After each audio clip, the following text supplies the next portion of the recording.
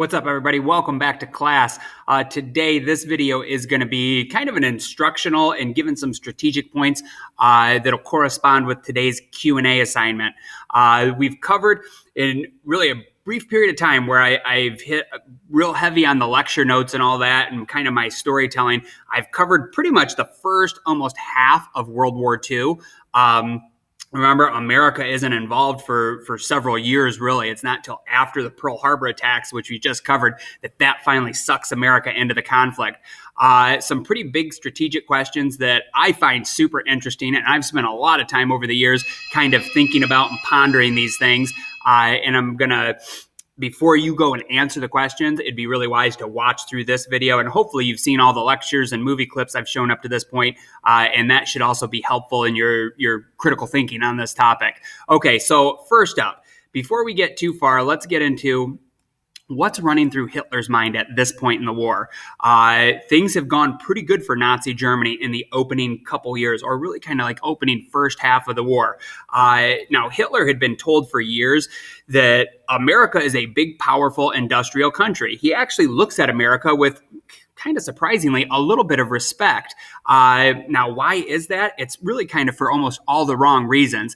Hitler knew America had a lot of factories. He also knew that there were some allies he had in America, people that kind of were open to the Nazi ideology. We talked about them last quarter. For example, Charles Lindbergh, who is an American icon, that first guy to fly across the Atlantic Ocean. He's a guy that's kind of friendly and buddy-buddy with some of the Nazis. Henry Ford, who we talked about quite a bit, very prominent, one of the wealthiest guys in America, owns Ford Motor Company. He finds common ground with the Nazis too, or Hitler actually, in his book, Mein Kampf, he only mentions one American by name, and that American is Henry Ford. And he said, guys like Henry Ford get it. They're really good at producing stuff and manufacturing. And Henry Ford, remember, hated Jews too. And he's like, and guys like Henry Ford, they understand that the Jews are a big problem. So kind of some weird connections there. He also really respected what America had done in the past with moving American Indians off the land and kind of breaking treaties with them and really wiping a lot of them out. He respected that blacks were second-class citizens and we had Jim Crow laws. So like I said, kind of some of the dark, seedy things about American history that we're not too proud of anymore. Those were things Hitler actually thought, well, maybe someday I could work with the Americans. But bottom line, what I put right up here in this first point, he also thinks America's all hype. For the most part, he doesn't view America as a major threat to Nazi Germany. He looks at production numbers. Remember, America has more factories than anybody in the world, but he thought that those estimates for how many weapons and tanks and planes and ships America could make, he thought that those numbers were drastically overblown. So he's got another thing coming because America actually does produce everything that our estimates, that the projections said we could, and then some more. But Hitler didn't know that at the time. So he kind of feels like, I might be able to work with the Americans down the road, but mostly they're all hype and they're not a serious threat to me. He also, up to this point in the war, now this is going to change, but remember the quickest road to London, where London was holding out England, the Great Britain, the island over there, Hitler couldn't get his tanks across to conquer them, and he bombed and bombed and bombed them, and they wouldn't give up that way. So he felt like if he could knock out the Soviet Union and take all that territory, then Great Britain has no chance and would have to surrender to him. Up to this point in the war, he's been fighting in Russia for about a year. The Germans have pushed very deep into Russian territory. So far, it looks like the Soviets aren't going to be much of a threat. And at this point in the war, it looks like they're going to fall pretty soon.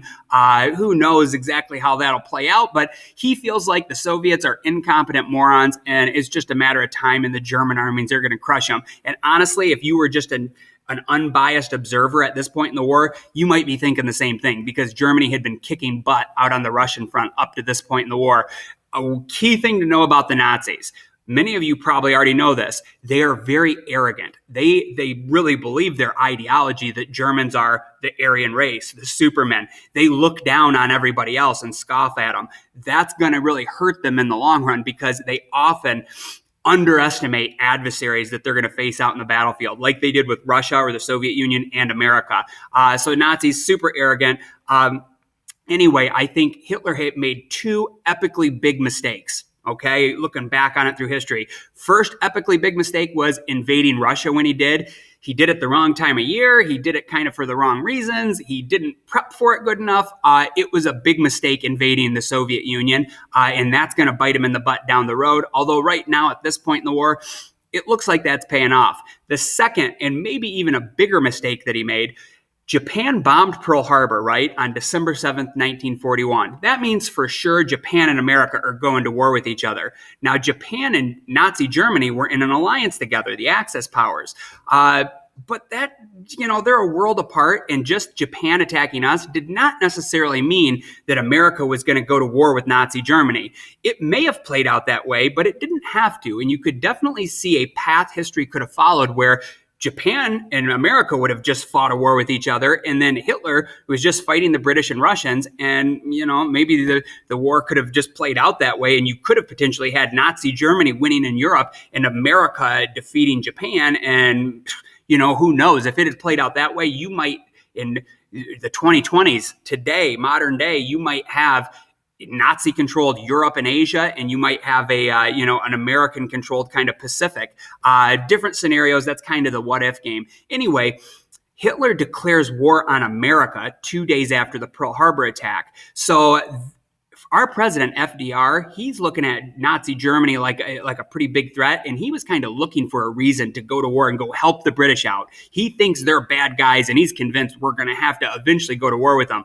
Well, FDR probably would have had a hard time selling that to the American people, because you could imagine after the Pearl Harbor attack, Americans want revenge on Japan. They were the ones that sneak attacked us. So anyway, by Hitler declaring war on us, that frees FDR up, and now that's going to lead to one of our strategic questions. How do we divide up our manpower? Who do we go fight first? How do we divvy our army and resources up? And which theater of the war are we going to focus on first? And how do we divvy up all of our manpower and resources? I guess that's the best way of saying it. All right, next up, here is a map of Europe when America, essentially right after the Pearl Harbor attack, because that happened right at the end of the year in 1941. So really, America actually starts fighting in the war basically at the beginning of 1942.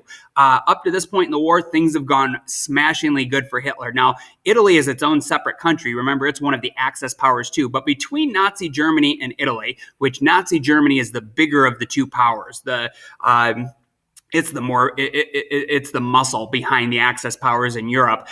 They've locked down pretty much all of Europe. You have Great Britain over here still holding out, and then you have the Soviet Union, this massive country out to the east that most of their population, if you follow my cursor here, let me move my face, most of the Russian population, something like 80% of the people that live in Russia, even though it's a massive country that goes for thousands of miles, most of the people kind of live in this region, and Hitler's conquered about half of that. So a lot of the Russian factories and stuff are now behind German lines.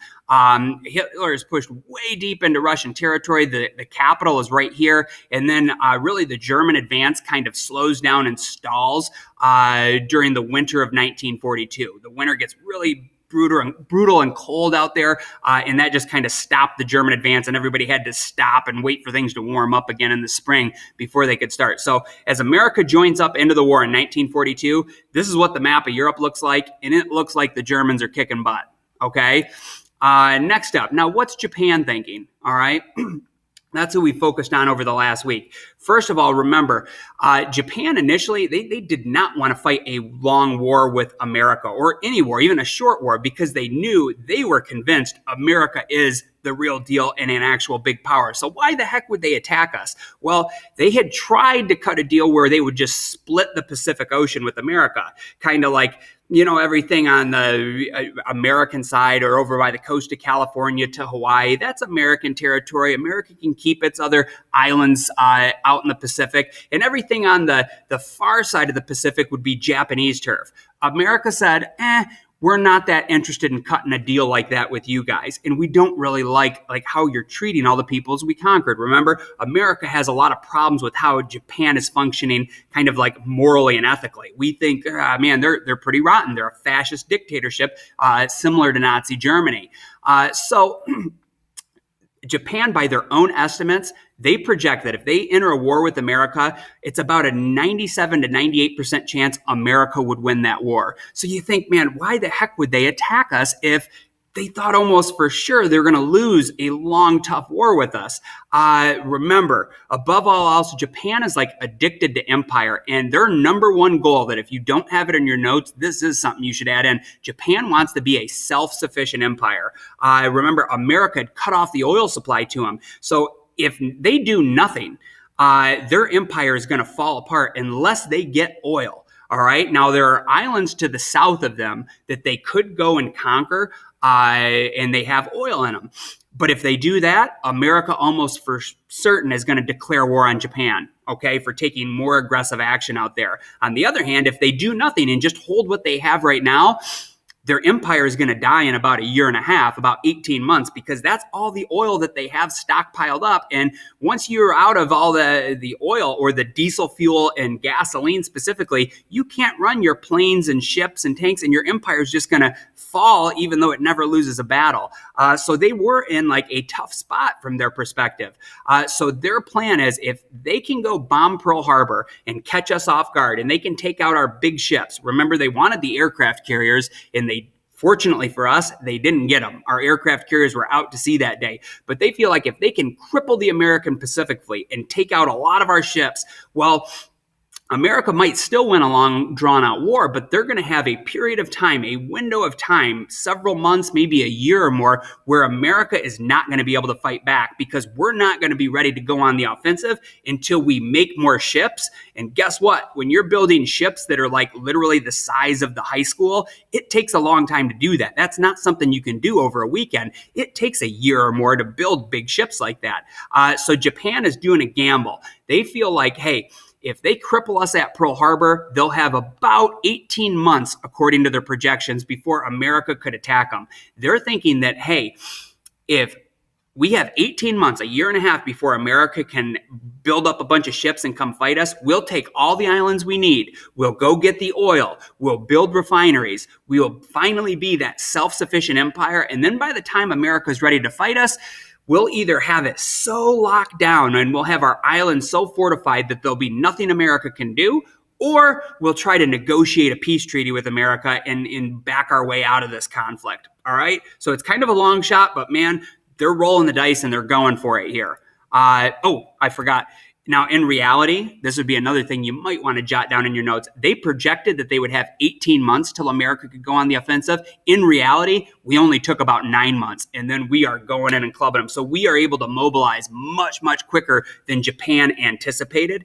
And a big part of that was they didn't take out any of our aircraft carriers. If they had sunk 4 of our aircraft carriers, or even 3 of them, or 2, that would have really hampered us early on in the war. But luckily, our aircraft carriers were out, so that allowed us to go in and start fighting much quicker than than Japan was hoping for.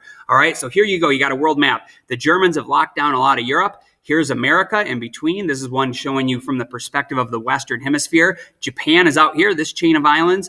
On the same day of the Pearl Harbor attack, they hit us hard at Hawaii, which is right where my cursor is at now. They also overrun and take a bunch of British and American bases, like the Philippines right here, Guam, another little island naval base is out here, and then the British had Hong Kong and several other bases. The islands that have the oil in them are the Dutch East Indies at the time, or it's like modern day Indonesia. That's down here. So Japan's plan is, while America's offline, they're going to gobble up everything down here. They're hoping to take Australia from the British too, and then they're going to set up a big island defensive perimeter out through this part of the Pacific. And then bam, they have their self-sufficient little bubble empire out there, and they're hoping they'll never have to rely on any other countries like they did for oil from America.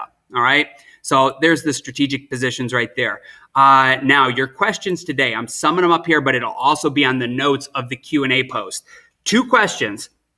I think they're both really good ones that I can actually really get into. And just so you know, there is no right or wrong answer to these. They are opinion. You're going to pretend like you're Franklin Delano Roosevelt. You are the president of the United States, the commander-in-chief. It's early in the year in 1942. Japan has bombed Pearl Harbor. And then Nazi Germany declares war on us. So now we are in a 2-front war, whether we like it or not. We got some tough decisions to make. Actually, I'm getting ahead of myself. That's all for question 2. So But let me continue with that. So if you're FDR, sorry, I'm doing them out of order. You have to decide, how are we going to divide up our manpower and our resources, our Navy, our planes, all that. For this one, I want you to kind of think, which of these two countries is a bigger threat to America? Do you think Nazi Germany or do you think Imperial Japan? Which one should we go deal with first? Because we're pretty confident, hey, we're America. We can win any war against anyone. But whoever is the biggest threat to us, that's the country we're going to want to take out first. And then also think about it like this. We have a few other allies out there. Right now, at this point, there's quite a few allied countries, but the ones that are notable, like big powers that can actually like seriously help us, would be Great Britain, the island nation over there. We speak the same language as them. Remember, we had been British colonies and stuff. We have a lot in common with them. They're a democracy too. So Britain is our one big ally out there that we're actually good friends with. And then the Soviet Union, which is getting its butt kicked right now, that's our other ally that we don't like them or trust the Soviets that much. But right now, we have something in common. We're both at war with Nazi Germany. And if you've ever heard the phrase, the enemy of my enemy is my friend, that really sums up the American and Soviet relation during World War II. We weren't friends with each other, but just through fate, we got thrust into the same alliance and we had a common enemy. So for this one, what I want you to do first is give me a ratio. I want you to tell me, and I give two examples down here, but you could divide this up a lot of different ways. How should we split up our manpower and resources? For example, should it be like 50-50? Half of our manpower and resources goes out to fight the Japanese, half over to help the British and fight the Germans. Okay, that'd be one way. We divide it right down the middle, half and half.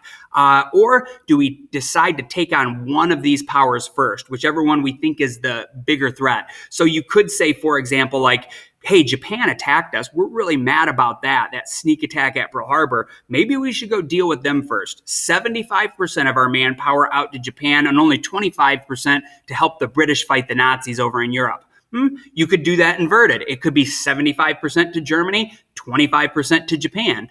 You could do it 90-10, 80-20. I don't care what the ratio is, but it should total make 100%, and you're going to tell me which side you're going to send more troops to or less to, and you're going to then tell me why you made that decision. So for that one, I need a ratio, and I essentially need about 1 or 2 sentences explaining your logic.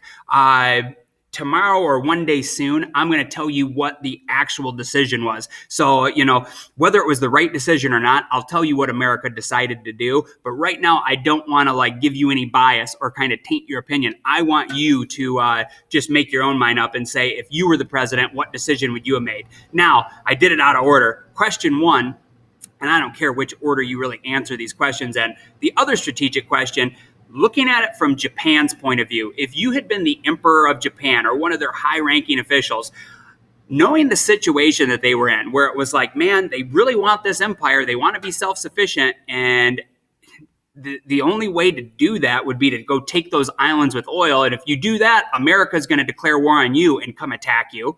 Or option 2, you could give up all the land in China and you're going to start getting oil again from America. But if you give up all that land in China, that's your most important colony at this point. And hey, your empire's gone anyway.